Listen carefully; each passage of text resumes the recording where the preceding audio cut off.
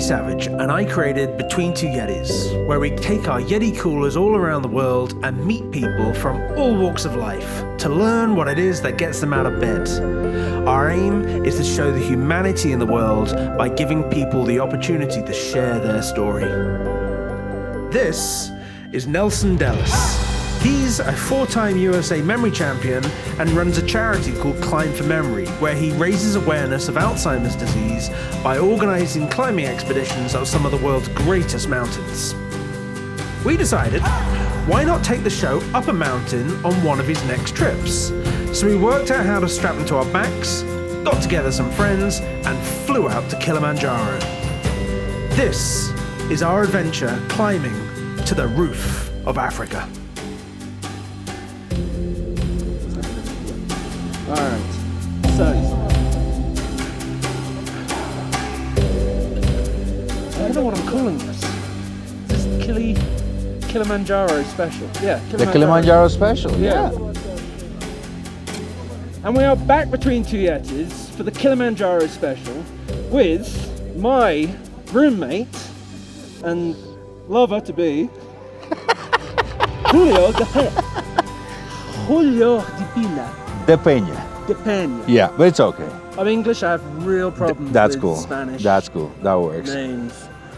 Bloody hell. So how have you found yourself on this trip? We're already halfway up. We're at what? We're 3,800 meters. 3,800 meters. We're Which for reaching. the American audience is Yes. just shy of 12,000 feet. That is true. That is true. I think it's been more than I have thought and expected it will be. The views are amazing. The people that we're climbing with are an awesome group. It's a really mixed group, isn't it? It is. It is definitely a mixed Now, the one group. thing I didn't realise is I thought everyone knew Nelson, but everyone's got just a slight little connection. A slight Yeah. one. Some of them have a sprinkle of a connection there. So that's one of the things we're hoping to do on top of the mountain. Yes. So, briefly, how do you know Nelson? Well, I met Nelson as I was working in the emergency department, and somebody, one of the physician assistants, came to me and said, "Hey, I got somebody in room so and so that climb Everest." I was like, "I gotta go meet this guy." So I went in, introduced myself, kind of hook up through social media, and then through contacting each other, we ended up in this trip. Long story short, Good obviously. Lord. Right, so let's preface this now. You don't need to record anymore. Okay. So, so let's preface it. Who are you? Where do you come from? If you had to tell us in 30 seconds or less, could you do it? The elevator pitch. Yeah. I never tried an elevator pitch in my life. Okay. I'll tell you this. Okay. I was born and raised in the Dominican Republic. Went to medical school there. Went on to do my residency in emergency medicine in the University of Puerto Rico, and then move on to Miami to practice, where I have a lovely 70-year-old, probably going on 18-year-old daughter, who, by the way, happy birthday, Emily. I'm not missing your birthday. I'm going to be late for 2 days, but I still love you. But you are missing it. Don't listen to that. She's 7. So you're originally from Dominican Republic. Yes. All right. Tell me about the Dominican. Well, the real Dominican, not the tourist version that I've seen. Which is Dominican Republic is a small island in the middle of the Caribbean. We are a group of fun, hardworking people that we are definitely going through a lot.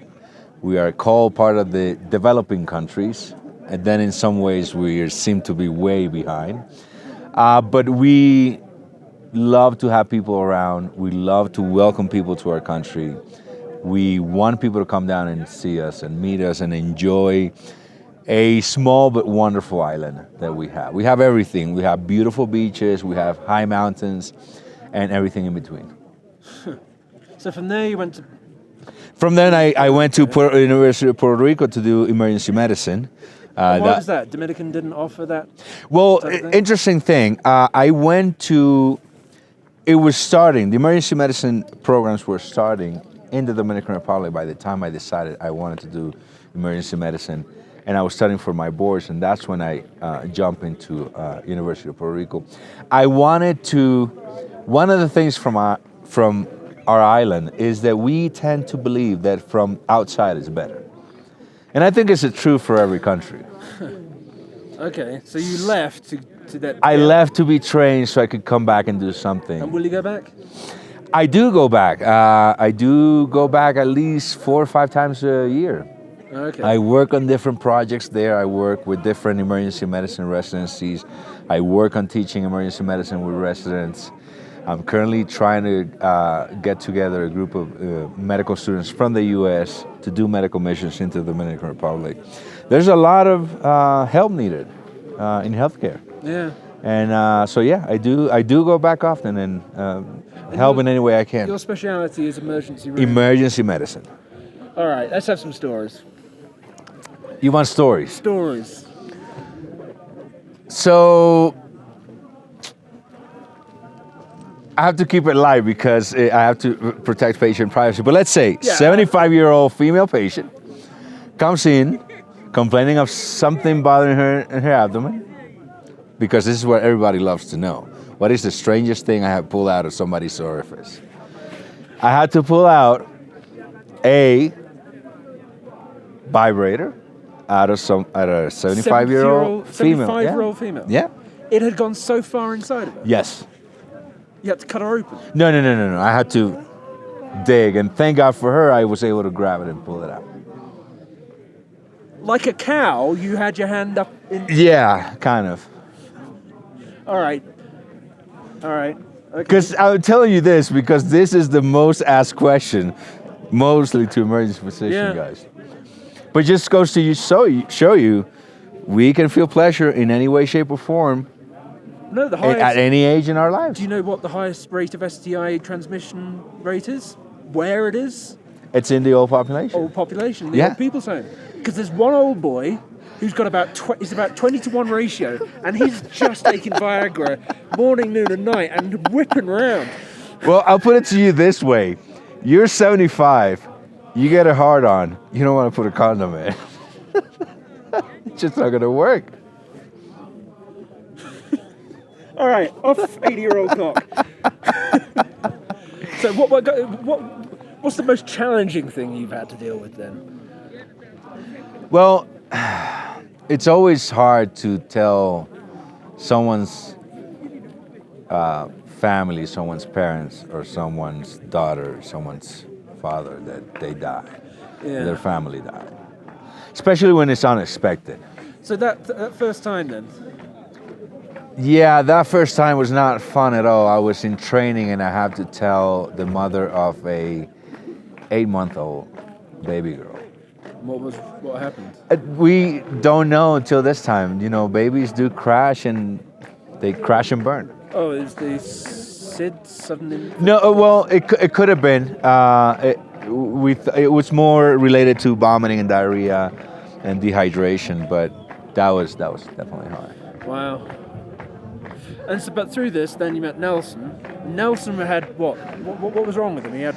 I can't tell you what was wrong with him unless he gives me permission with it. But he was fine. Nelson. He was okay.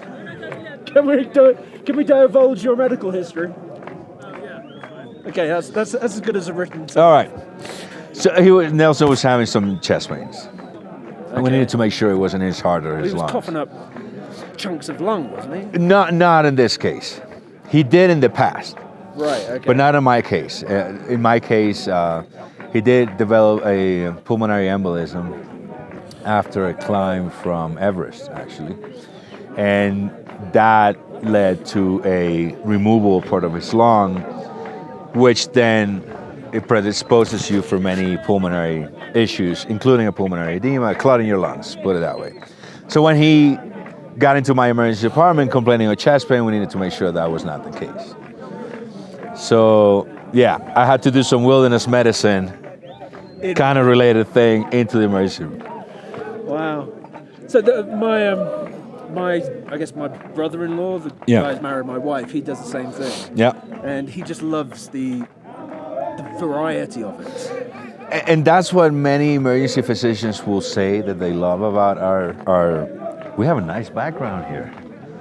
This is pretty awesome. You can't ask for more, bro. I'm telling you. So yeah, it's pretty much the variety. It's the variety that makes it interesting. It could be pretty boring also sometimes. Like any other job, it could be very repetitive. Saturday nights are just... Friday and Saturday night can be very fun because people tend to have more fun than usual. And that's why I have a job, because people do stupid things. And you like the more complex, the better? Yes. The more weird? Yes, we do, because it's kind of challenging and it's awesome to kind of crack the riddle. So when you were doing your training, you worked on a cadaver, a dead body? Not in training. Well, in medical training, school, in medical school, yeah. That first experience of cold, dead, clammy body, and that was your body for what, months? Yeah, about 6 months. And so, did you give it a name? You know what? That is a good question, and we probably did, although I don't remember. It is very interesting, and it's part of showing how accustomed we get to everything, including death. We went there the first time, and we were, I want to say afraid, but we were so adamant. I mean, that is a body, although they don't look like a fresh dead body as you would think in normal life. They look kind of rubberized just because they are being dipped on some chemicals, so they look like a little more like rubber. They don't look real, but you do know they are cadavers. And what do you start with? You cut the head off, don't you? No. Well, in my university, the cadavers just go on a process. It depends on the class. They use different parts, so they're kind of cut open. This is a great way of desensitizing. I guess so, yeah, because what I was going to say, in the beginning, we didn't want to touch them. We were wearing gloves and whatever. And then at the end, we were just like, okay, come on, bring this up. This is this. And you pull a kidney out. And then, yeah, it was not disrespectful. It was just desensitized. Yeah. And I think we come to that in many other things we do in life. Everything. If you do it long enough and you get used to it long enough, I guess you get desensitized to many things, to pain, to suffering, to happiness, and on top of it all, and to the work that you always love. It can be, I always think of people that travel for work, and I'm sure at some point they go like, oh my God, off to the airport again. Yeah. So we come accustomed to things, and we have to look at ways to switch it around, twist it some way to make it or continue to be interesting to what you do, because when you get comfortable with that, when you start making mistakes, I guess. Yeah. And so your work-life home balance, are you very strict, or are you... I am. It's a difficult topic, especially on emergency physicians and burnout. There's it's a high rate of burnout in emergency physicians, and it's a real situation leading to suicide among emergency physicians, among physicians overall. And it's a real situation because we are getting overworked, undersatisfied, and you have no life. And so your rotations are what, like 24 hours? No, I do 8, 9, 10s, and 12 shifts. But they rotate mornings, afternoons, nights, weekends, holidays. So you can imagine this. I can take off for 2 weeks to come and do Kilimanjaro. And then I have to work my regular allotted hours. Back to back to fulfill that part. Well, you say, well, you're going to Kilimanjaro. Yes, I am. But it can get, risky or daunting. And then, for example, let's say my weekend comes to be Tuesday, Wednesdays, and Thursday. But my significant other weekend is Friday, Saturday, and Sunday because they have a regular, normal job. Yeah. So you can see how that could be an issue sometimes. So on my Friday night, which is that Tuesday night, She can't go out, although she will, because she needs to work at 7 o'clock or 8 o'clock in the morning next day. I get to sleep. So it gets to be tricky. You have to be creative to keep it normal in a way. It doesn't help when you're 2 weeks away from home. It doesn't help when you're 2 weeks away from You've got home. a lot to make up for. I do, but this is the way I put it to them, and this is a reality. In order for me to give you my best self, I need to be able to be happy about who I am, what I do, and what I like doing. And I know this is 2 weeks away from home. This is 2 weeks where they are wondering if we're okay, if we're, the regular worries. But when I come back refreshed. Now, how long that refreshness lasts, that's another topic. But I come back refreshed. Yeah. So, and you're able to give your best self in the few hours you're going to have off, in those hours that you have to work. Well, we ascend in 3 days? 4 days. 4 days. Right? To the top. Oh, it's Phil, yeah. It's like it's not even the target. Yeah. It's like they're not cheering us up. Well, Julio, it'll be a pleasure to sleep with you tonight. It will be a pleasure to sleep with you again, man. Thank you for having me, man.